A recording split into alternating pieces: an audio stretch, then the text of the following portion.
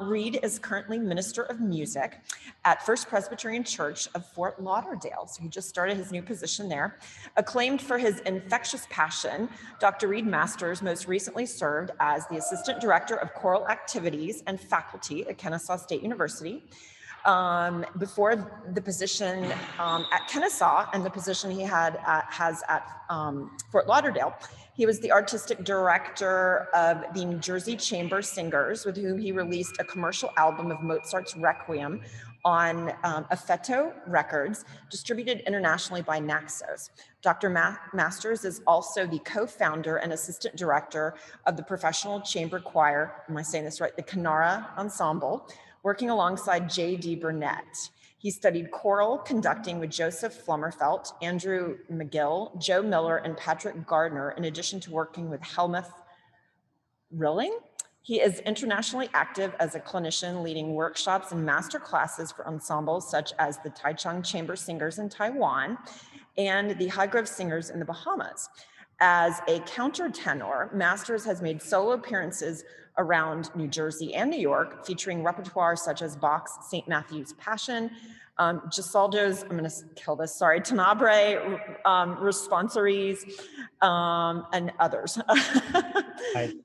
Let's see, Dr. Masters was named a Writer Scholar and graduated summa cum laude from Westminster Choir College in Princeton, New Jersey, with a Bachelor of Music and Master of Music degrees in Sacred Music.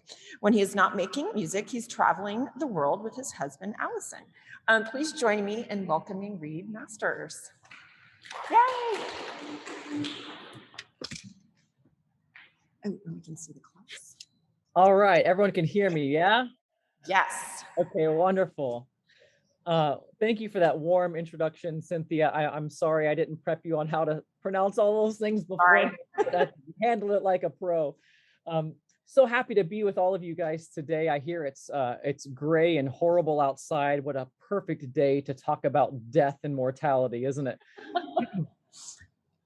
So first and foremost, as you know already, I'm a musician and I was at KSU for the last few years. So happy to come back home, as it were, and be with you today. I wanted to chat specifically with you today about some research I had recently done that might be relevant to your class and the new exhibit that you're sitting in the Zuckerman Museum. Given the rise of the expansive genre-bending art forms, there is a seemingly newfound interest in immersive experiences that seem to synthesize the various combinations of visual art, music, and dance and theater. In an attempt to think outside the box, audiences are presented with a feast of the senses, if you will, that invoke feelings from every angle, but are unified by a central message. And we see this today with that immersive Van Gogh exhibit. If you haven't seen the one in Atlanta, they're all over the place. Given the Zuckerman's Museum, their exhibit focusing on death, mortality, and mourning, I wanted to share some information about a musical work that ties into this theme, while also provides room for collaborative freedom that expands beyond just one art form. This one in particular involves dance, specifically a death dance, which might be of particular interest to the present audience. While most of my focus was originally targeting the music, let me tell you just a little bit about it. So, Hugo Distler, a composer of the early 20th century, he's a relatively unknown composer outside of the realm of choral and organ music. And even inside those realms, he's even not that well known. So I'll just say that up front. He studied organ and composition in Germany at the Leipzig Conservatory, but he left prematurely to pursue a career in church music with the assumption that it was going to pay more money, a really practical concern for that time period, especially in Germany. He was a strong proponent of what's called the Orgelbewegung, an organ movement, which sought to reform liturgical music of the German Lutheran Church. Inspired by a heightened interest in the Lutheran Reformation, this movement promoted a historical approach to composition that focused on organ and choral works that were strictly intended for liturgical use. What I mean is, he was trying to focus on early music. There were so many new experimental musical trends that were being birthed at the beginning of the 20th century. And he preferred the old way of church music, honoring Germany's musical heritage by monsters like J.S. Bach and other big masters that we're familiar with today. So it might be of no surprise that he was trying to popularize the old heritage of his fatherland.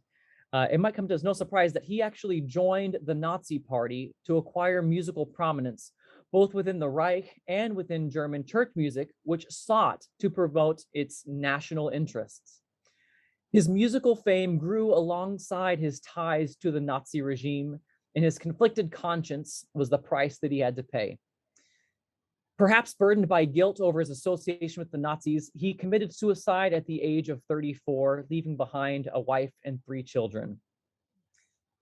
While existing scholarship focuses more on his biography, his music has been of secondary interest. With a biography as taboo as that, of course, everyone is going to focus on that. Analytical studies of Distler's specific pieces are particularly lacking.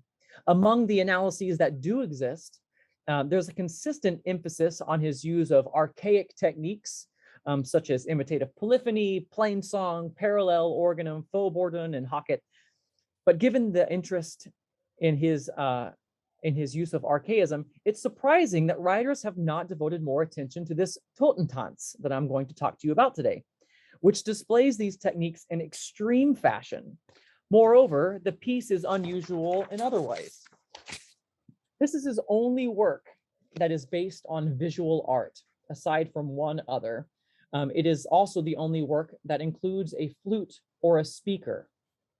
Distler's piece was inspired by the medieval Totentanz painting in the Lübeck Marienkirche, which is representative of a common medieval genre in which death invites people from all social classes to join in a dance. The painting was destroyed during World War II, and only archival photographic evidence remains. The continuous painting spanned all 4 walls of this side chapel inside of this church, and its background depicted a 360-degree panorama of Lübeck's skyline, featuring recognizable landmarks and buildings, and steeples and hills, you name it, they got it. In its foreground, a line of characters arranged in order of social class alternate with these jovial corpses dressed in shrouds. The figure of death leads the dance from the front of the line while playing a flute. You can see here on this image, there's some distortions. At the very left of the screen, there's a little distortion, and then maybe 4/5 of the way down, there's another distortion. Again, this is a flattened image of what was meant to actually be a painting surrounding a wall. So those are just corners. That's why it looks so funny there. But if you look at the front of the line, you can actually try to make out a little skeletal corpse holding a flute at the very beginning. I will show how Distler's musical setting brings the painting's most noteworthy and unusual features to life. Distler musically organizes his Totentanz to reflect structural elements of the painting. The choral excerpts in the work also function as moral commentary, addressing the listener directly, just as the painting encourages the viewer to participate in the action that it depicts. And then finally, I'm going to show how Distler translates the visual arts into sound by actually including the flute melodies, reflecting the presence of the flute in the painting, played by the figure of death at the head of the line. Distler's creative accomplishment in Totentanz is a unique as it is remarkable. And this multimedia artwork shines a far more informative light for scholars to view Distler's real contributions to the choral genre, which to this day have been unnoticed. So let's look at the painting. Before describing the extent to which Distler's music relates to the painting, I'm going to begin with an overview of the painting's key features just by itself. Well, since it was destroyed during World War II, I'll refer to the black and white archival photographs of Wilhelm Castelli, what we're looking at now, taken between the two world wars, and this will be my authoritative source. So the Totentanz in Lübeck's Marienkirche was painted in 1463 by Bernt Notke. It was originally painted on a series of wooden panels and installed in the confessional chapel located in the north transept of the church. This painting was representative of an entire genre of medieval artwork that was a reaction to the horrors of 14th century life, such as famines, the 100 Years' War, Black Death. And since most of the people who viewed these images were illiterate, the art served as a visual lesson on mortality by reminding people of the need for penance and by showing how death is the ultimate equalizer of all, regardless of your social status. The painting is a continuous series of panels that spans all four walls of the side chapel and depicts a line of dancing characters alternating between figures of death, represented by these skeletal corpses, and 23 victims. Following the convention of the Totentanz genre, the victims appear in order of social class, highest to lowest, that alternate between ecclesiastical and secular vocations.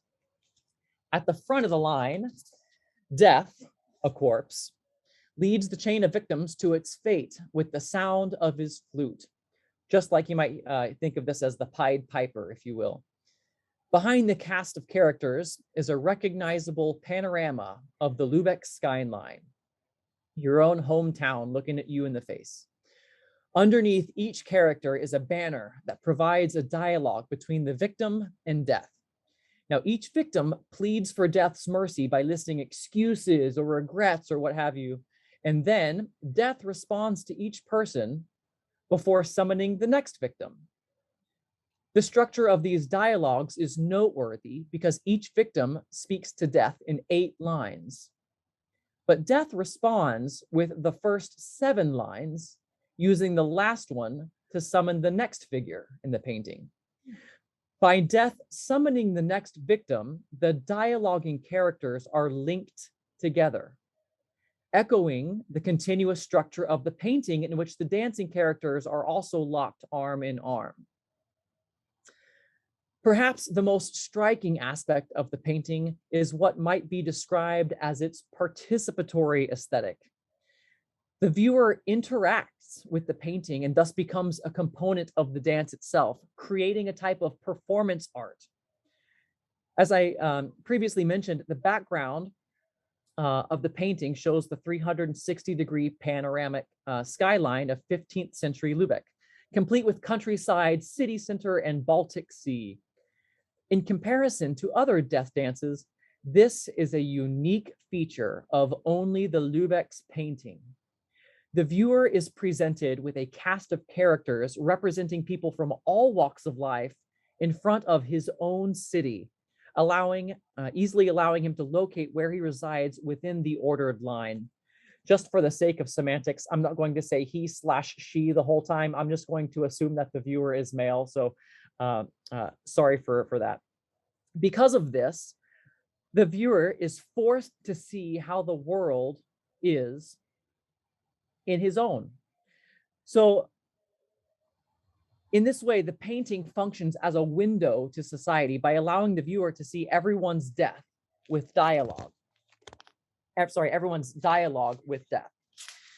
As a result, the line of painted dancers begins with death playing the flute, and it progresses down the social order from left to right, from Pope, most powerful, to infant, the least powerful, until the end of the line.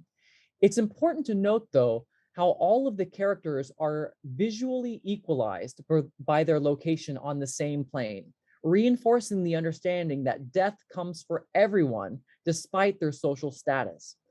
The viewer's eyes move in the opposite direction of the dancers, beholding each human who appears to be stationary and who stares directly back at the viewer, as if pleading for his help or compassion.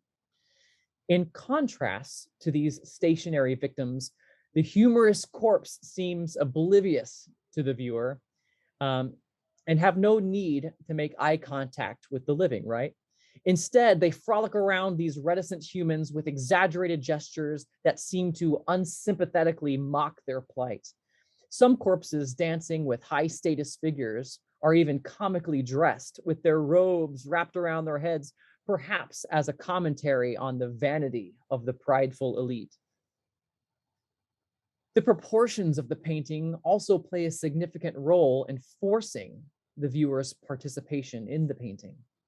The nearly life-size scale of the painting surrounds the viewer on all sides and requires the viewer to physically travel down the line just in order to view it. But as the viewer takes a step to the right to progress down the line, the characters in the painting effectively take a step to the left. And through this interaction, he joins the dance. One might imagine that with each passing character, he becomes heavier with sympathy until he finally reaches his social equivalent, with whom he is also helpless to save. And after progressing past all the characters, the viewer arrives finally at the end of the line and is effectively situated as the next character to join the dance line. In these ways, the viewer has become a participant within the painting, whether he knew it or not. So let's talk about the music. There's 3 noteworthy features of the painting that have strong correlations with the music. As a quick aside here, we could talk about the music just by itself, and plenty of scholars have done that.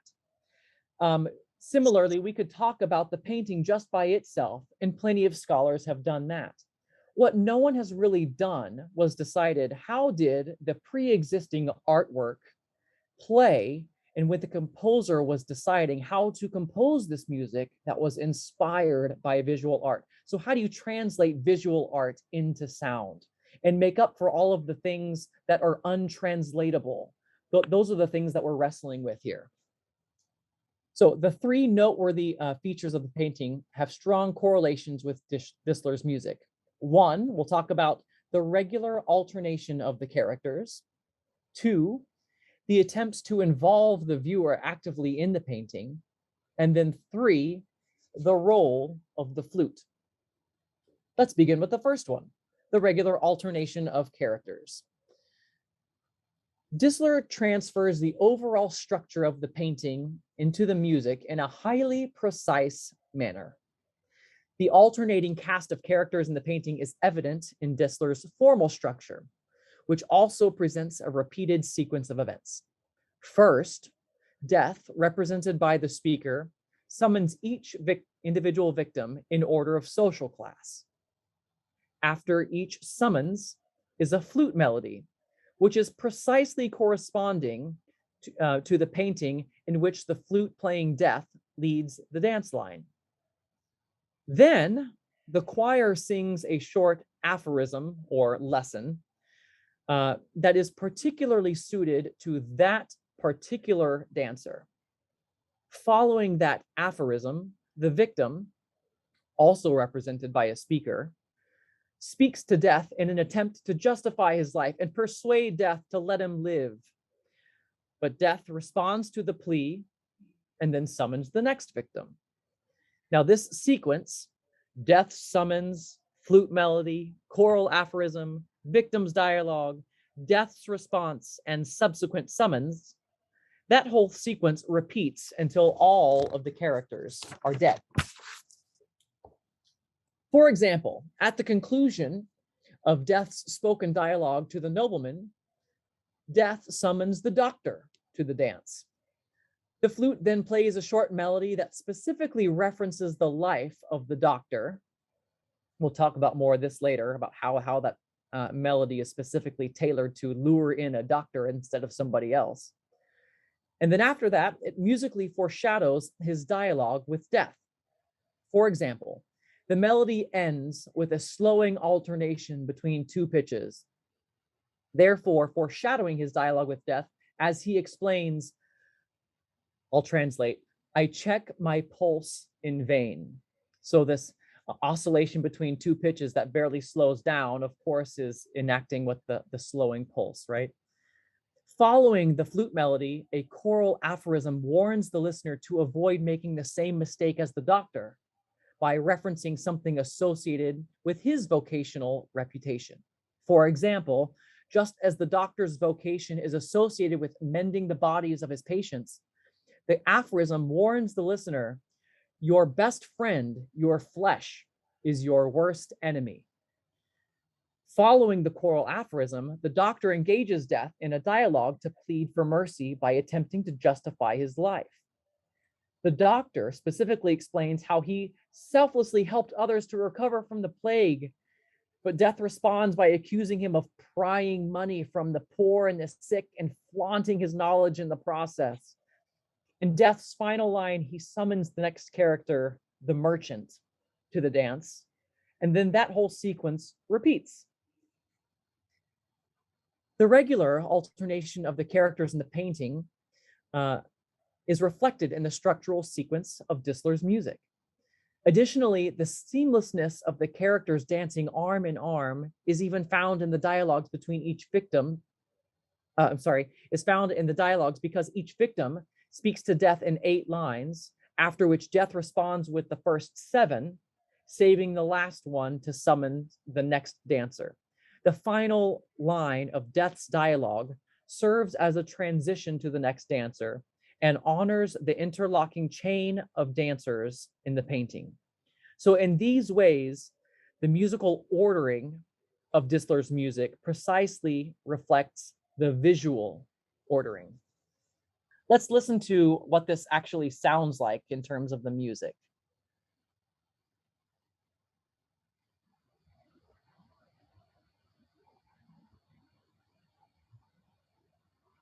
Halt an, Bischof, den Tanz beginnen.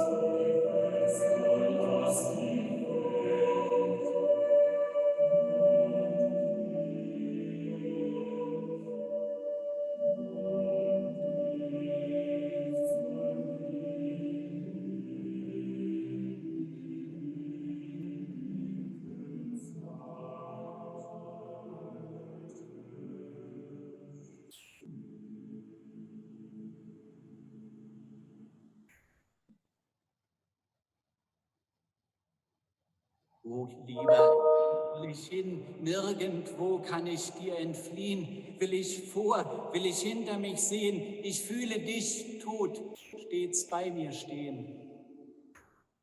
Was gilt vor dir, mein frommer Stand? Muss alles lassen, was ich fand, und werd verachteter zur Stund als ein unrein stinkender Hund. Besser als andere solltest du wissen, dass alle Menschen sterben müssen. Du standest auf dem Erdenreich den Aposteln Gottes gleich. Aber mit hoffärtigen Sitten bist du auf hohem Pferd geritten. Nun hat sich dein Stolz in Angst gewandt. And then Death would summon the nobleman, and then they would have the same sequence customized for the nobleman. Halt an, Bischof. Den Tanz beginnen. Okay, let's talk about the participatory aesthetic. So Distler departs from a literal representation of the painting in a few ways, but paradoxically, by departing from what you would call the letter of the law, the letter of the painting, he remains true to its spirit. As mentioned before, the painting's background involves the viewer by representing the familiar Lübeck skyline and the nearly life-size scale of its characters and the 360-degree surround completely envelops the viewer, forcing him to participate in the dance by walking around just to view it. In Distler's attempt to translate the visual arts into sound, the choral aphorisms or lessons encourage the listener to apply the content of the text to his own life experience. To honor the viewer's experiential component, Distler frames his entire work with introductory and conclusive aphorisms sung by the choir. With the moralistic and didactic Greek chorus effect, these aphorisms serve to situate the listener as the true target of the Totentanz message. For example, Distler's music begins with the choir singing, "Give up what you have to gain everything. Renounce the world and receive it 1,000-fold. In heaven it is day. In the depths it is night. Happy are they who see that dawn is here." The work ends with the choir singing, "Because the soul is born for eternity, it finds no true peace in the things of this world. It's amazing that you love the world so much and devote yourself to things that perish." The direct message is written in the second person and serves as a stern warning to the listener, encouraging him to live a good Christian life. This direct address in the second person is also like the figures in the painting staring directly at the viewer. Distler's addition of the choral aphorisms within his structural sequence also honors this same experiential component. The choral aphorisms are specifically tied to the individual with whom death last summoned, but they are removed from the literal dialogue in the painting. Even though the aphorism departs from the letter of the painting, their teaching aspect precisely mimics the painting's spirit, which serves as a lesson on mortality. Like antiquity's Greek choruses, they do not musically animate or contribute to the figures in the painting, but instead they provide a moralizing aside, which is meant to transport the listener back to the here and now, preventing potential listener passivity, which we all experience with art from time to time, right? For example, after death summons the soldier, the choir sings, "It's not enough to fight. You must also overcome if you want to find everlasting peace and freedom." Similarly, after death summons the maiden, the choir sings, "Arise, the bridegroom comes. No one can go with him who is not ready to seize the moment, where one in an instant cannot be prepared." So these are all lessons to you. The painting is just a happy vehicle for you to receive the message. Distler also departs from the literal representation of the painting by omitting characters, oddly enough. The painting depicts 23 victims arranged in order of social class, but Distler only includes 12. There's two possible reasons why he only selected a portion of the characters. Since he composed this work for a liturgical Vesper service in a church, it's likely that he considered the practical time limitations of a Vesper service and decided to only select a few of the characters from the painting, right? The other possibility, though, has to do with Lechner's 12 Sprüche. This is a Baroque work. And remember, this composer, Distler, was really, really excited about early music and trying to find a way to get German church music back to the old way, right? Restoring its heritage. So this older representative model, especially being German and being Baroque early, it served as a model in choice of text, position, length, number of movements, and number of voices. And if this model cut out some of the characters, you better believe that Distler thought, well, I can too. These explanations seem insufficient because Distler also includes 3 additional characters that were not represented in the painting: the soldier, the sailor, and the old man. While we don't really know why he specifically chose these particular 3 characters, it's possible that the collection of poetry from which he set his choral aphorisms contained specific aphorisms that seemed to capture the essence of these individual characters. For example, the choral aphorism preceding the sailor's dialogue says, "This world is your ocean, your body the ship. The sea captain is God's spirit as your soul travels home." Because of the intimate connection between these between aphorisms and character, it's likely that the poignant poems kind of guided Distler's selection process. Despite the practicalities that might have guided his additions, the fundamental goal of his departures might have also been to heighten a relevance to a 20th century audience as a means to involve them more. Within the line of dancers in the painting, it's interesting to note Distler chose to omit the vast majority of characters from the higher social class, most notably the Pope, Empress, Cardinal, King, Abbot, Knight, Monk, Mayor, Canon. Instead, he concentrated his focus on the lower, more common working class. His supplemental characters, civil servant, sailor, and old man, are all arranged toward the end of the line, again, focusing on the average man. Since society in 20th century Germany was no longer organized by the Holy Roman Empires, numerous principalities with high-ranking stations in the medieval paintings, those stations were less relevant to this audience. Since the spirit of the painting preached a lesson of a shared mortality among people of various social classes, Distler's additions of updated, if I can say, characters was a means to actually involve his audience more, thus paradoxically remaining closer to the participatory nature of the painting by literally departing from it, if that makes any sense. All right. Now, in the same way that Distler includes these aphorisms as a means to awaken the true spirit of the painting by simulating a more complete viewer experience, he manages to accomplish a similar goal by selecting rhyming dialogues and aphorism texts to complement the visual rhymes inherent within the painting. As previously mentioned, the painting's regular alternation of characters between victim and death, and the seamlessness of the characters dancing arm in arm are characteristics of the painting. They're vital. Distler's use of rhyming texts honors this feature.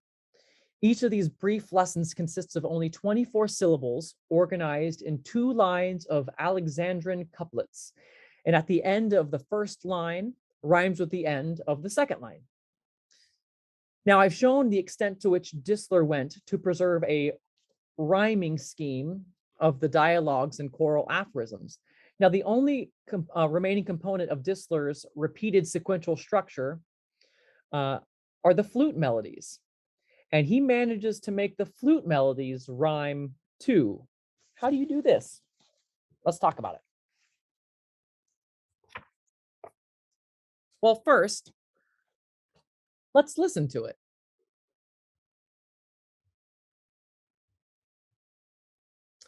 No, not yet. As previously mentioned, the painting shows Death leading the dance line, while playing a flute, and Distler's music itself includes flute melodies with which Death leads his victims. The flute melodies are a set of theme and variations on a German folk song about death, translating to, "It is a reaper named Death." A medieval audience would have known this tune just as well as we all know our folk songs today. The theme is a lilting Aeolian melody in triple meter. The 6/4 time signature and abundant dotted rhythms give way to dance-like treatment. Its closed binary form consists of 2 sections that share cadential material. That's the blue boxes. This shared cadential material functions as a cadential rhyme. The rhyming cadences of the music parallel those of the poetry. Now, let's listen. This is the theme that will get varied from movement to movement and customized for whichever character it's trying to lure in with its particular variation. But here is the original theme that will later get varied.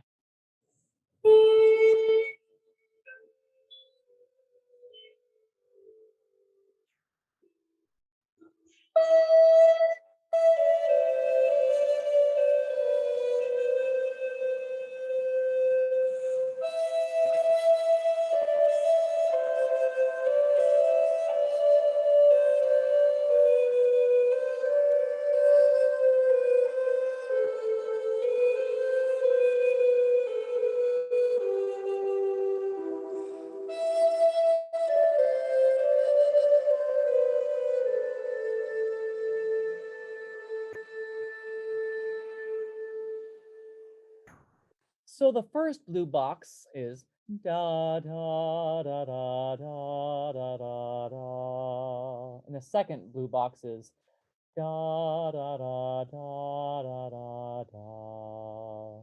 So they rhyme. It's the same material that cadences in the same way, with a very, very slight variance at the end. So that's what I mean by rhyming cadences. All right. In composing these variations, Distler uses a wide range of variation techniques, since each flute variation corresponds to a specific victim in the painting by musically animating his or her dialogue with death. In addition to tempi changes, he also includes incomplete thematic statements, echoed thematic fragments, meter changes, and referentially stylized treatments of thematic material. In the structural sequence of events, the flute melody occurs before its respective dialogue, causing it to musically foreshadow the impending conversation.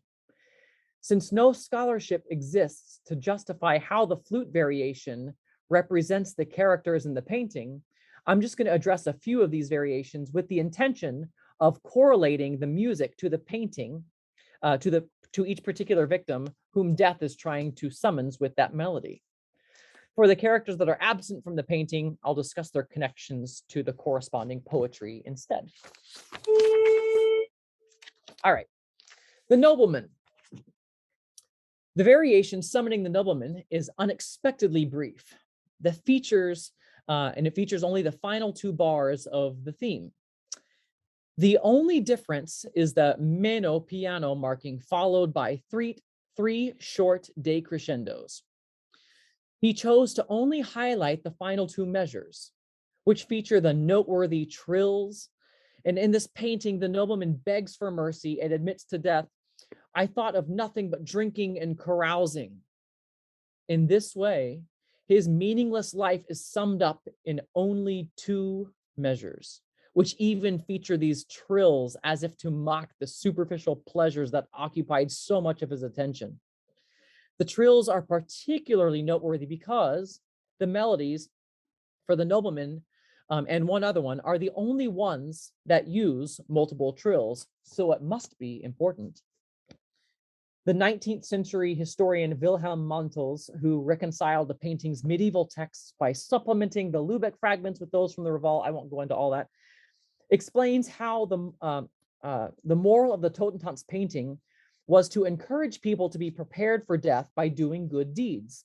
But he continues to explain how the nobleman was the worst offender of all. He writes, "The nobleman is the one who has lived the most against the overall moral, having exploited his hardworking subjects in order to obtain money for idle pleasures. Yet death answers, 'Great wages shall you receive, For your work that you have done, God will reward you 1,000-fold. And in the painting, the nobleman poses flamboyantly. Look at him, flaunting his fancy clothes and holding a falcon, the symbol of high status. However, it's striking to note that his precious clothing is being pulled by the only corpse in the whole painting who's clothed in the exact opposite, right? Tattered shrouds, look at it. The visual disparity between the clothing of the nobleman and the death, which leads him in such close proximity, again highlights the vanity that death so jovially mocks. Distler's use of trills in such a brief variation also seems to mockingly highlight the nobleman's obsession with vanity. Let's listen to it. Here's the nobleman.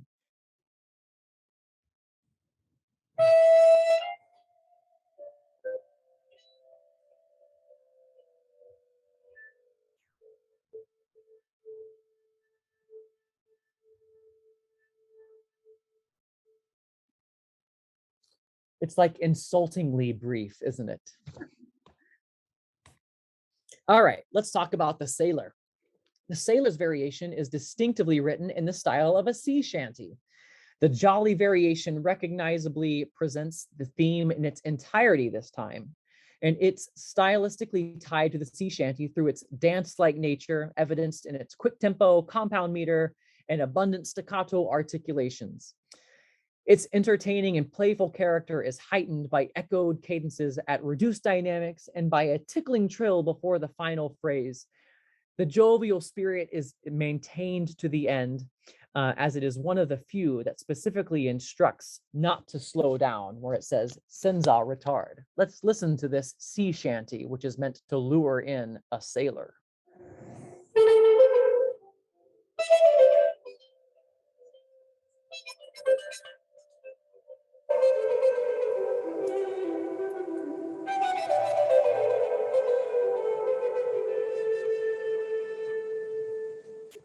All right. In the sailor's dialogue with death, he says, but when I stepped on dry land, I forgot all my good intentions. The old Adam in me, cruel and lustful, betrayed my better self. The function of the variation is significant because it effectively places the listener in the same situation as the sailor. Just as the sailor admits to indulging in fun, earthly delights whenever he was at port, so too is the listener enticed and distracted by this amusing melody.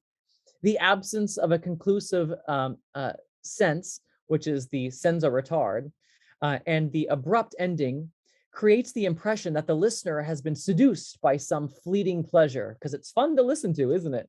Which ends almost as quickly as it and as suddenly as it began. All right, one more.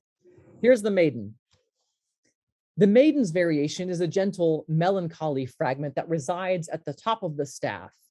Within its 4 brief measures, the melody includes numerous expression markings such as piano espressivo, 2 poco retards, and 2 decrescendos. Melodically, the variation appears to be comprised of 3 phrases punctuated by cadences that feature these tenutos. The time signature remains 3/2 throughout. However, notated slurs further articulate the melody into varying beat groups, which interact with the meter either by abiding by its expectations or its expected organization, or by obscuring it, or by completely changing it. This variation seems to demonstrate all 3 of these actions with each of its 3 corresponding phrases. To be oversimplified, you see a time signature, so you're supposed to be able to tap your foot to this because it shows you where the beats fall. However, the way that that the music is organized with all of these slurs and cadential points, if you tried to tap your foot to it, you'd be confused and you'd try to recalibrate a few times in the middle of it. That's the easiest way for me to explain that. Let's listen to it.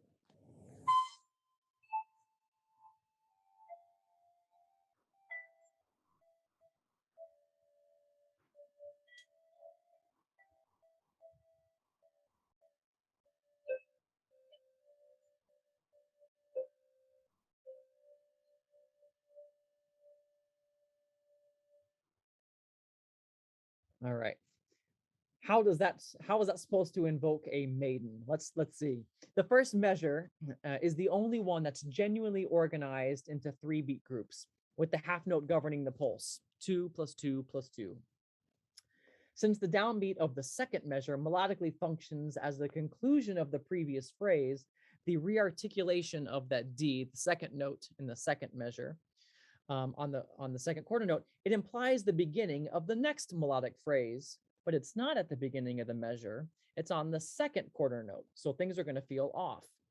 This second phrase begins with the same dotted rhythm as the first measure, and also ends with the same pitch and rhythm of the first measure. In this way, these 2 measures relate to each other, but the 3/2 meter is obscured in the second phrase since it seems to begin on the second quarter note of that bar. As a result, the meter seems ambiguous and the plaintive melody appears to wander freely. The third measure introduces the final phrase, which is organized less in 3/2, but rather in 6/4. The first 3 notes of the third measure are rhythmically and melodically equivalent to the latter half of the measure, thus giving the sensation of a metrical shift. Back to the painting. In the painting, the maiden is reaching forward to the young man whose head is turned completely back to gaze at her. She explains to Death how she is, quote, still young, still pretty, ready to live a little. Oh, let me still taste pleasure. I'll be good when I'm old. Like her life, the maiden's variation is a melancholy fragment cut short to 4 brief measures.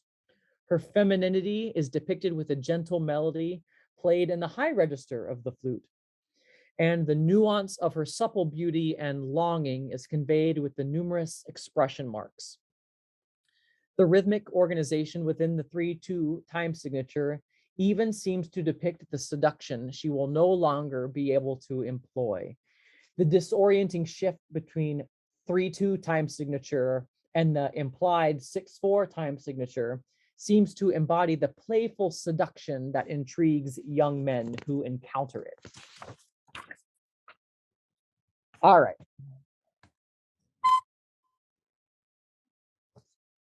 Outside of the realm of choral and organ music, Hugo Distler is a relatively unknown figure. And even within it, the choral community has only peripherally adopted a few of his simplest works in today's concert repertoire, thus fueling the misrepresentation of his deeper musical contribution. As a result, his reputation is frequently reduced to being a 20th century admirer of German Baroque music. Distler's compositional approach in Totentanz is closely tied to the painting that inspired it. And this multimedia conception is a progressive technique that saves him from his reputation as merely an archaic composer. Because of this, Totentanz is a truly unique accomplishment that deserves closer examination and necessitates scholars and performers to reconsider the creative significance found in this hidden tributary of the mainstream canon. Moreover, the painting that inspired Distler's work has not receded from cultural relevance. Lübeck was bombed in 1942, and the Marienkirche, which housed it, was completely destroyed. While the church was eventually rebuilt, the medieval paintings were lost forever, and only archival photos and lithographs exist. To honor the legacy of this artistic achievement, Alfred Mellau created 2 stained glass windows, which were later installed in the same chapel as the painting.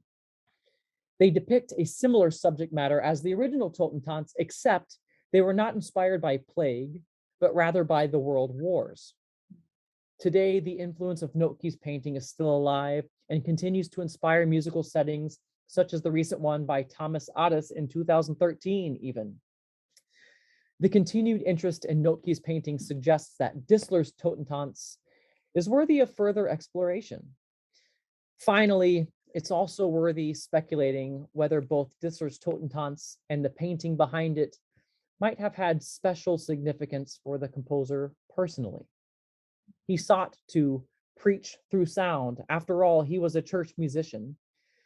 He sought to preach through sound a message that presented the congregation with a mirror of society at a time when the Nazi Party was beginning to take power, a time when self-examination might have been most crucial.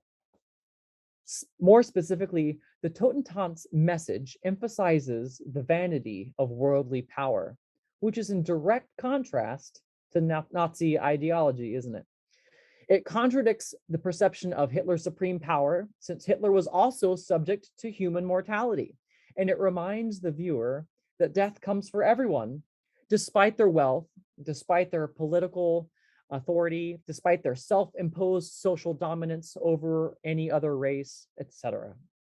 This message could have served as a silent protest, which Distler used to actually separate himself from the Nazi ideology that promoted the Aryan race and led to the extermination of everything foreign. For these reasons, this work deserves more examination. Furthermore, performances of this multimedia work of art should honor the creative impulse that inspired it. Thank you for your time. Oh my gosh. Yeah, that was great.